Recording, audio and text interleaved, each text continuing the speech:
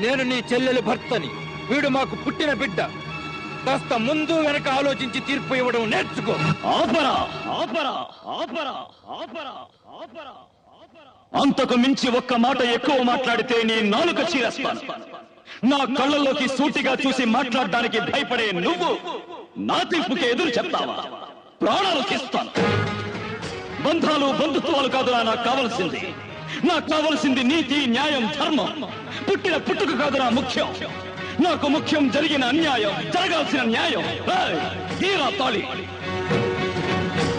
కట్టరా వెళ్ళి. అబ్బరాయుడు